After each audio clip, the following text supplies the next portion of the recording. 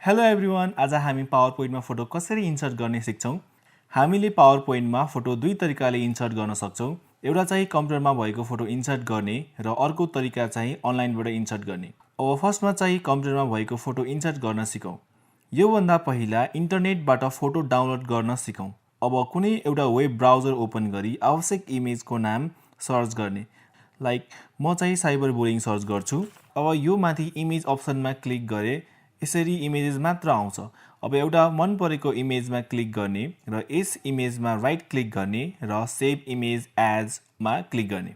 अब फोटो कुन लोकेसनमा सेभ गर्ने हो त्यो लोकेसन चुज गर्ने। म चाहिँ डाउनलोड सेलेक्ट गरेँ।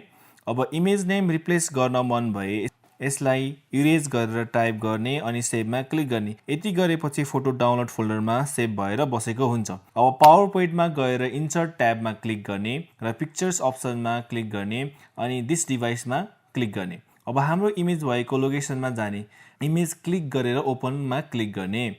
अब त्यसपछि यस फोटोलाई ठुलो सानो गर्न यो कर्नर एजमा भएको सानो व्हाइट डटमा क्लिक गरेर माउस ड्र्याग गर्दै साइज बढाउन घटाउन सक्छौँ र इमेज एरियामा क्लिक गरेर तान्दा इमेजलाई मुभ गर्न सक्छौँ। अब इन्टरनेटबाट फोटो डिरेक्टली इन्सर्ट गर्नको लागि इन्सर्ट ट्याबमा गई पिक्चर्समा क्लिक गर्ने र अनलाइन पिक्चर्समा क्लिक गर्ने। यसपछि सर्च गर्न पर्ने इमेजको नेम टाइप गरी इन्टर गर्ने र मन परेको इमेज सेलेक्ट गरी इन्सर्ट बटनमा क्लिक गर्ने। यसरी हामीले अनलाइनबाट पनि इमेज इन्सर्ट गर्न सक्छौँ।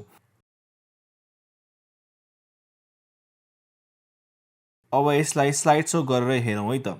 स्लाइड सो गर्नको लागि सर्टकट की भनेको F5 की हो। यसरी नेक्स्ट गर्दै हामीले यसरी हेर्न सक्छौँ। Okay, thank you everyone.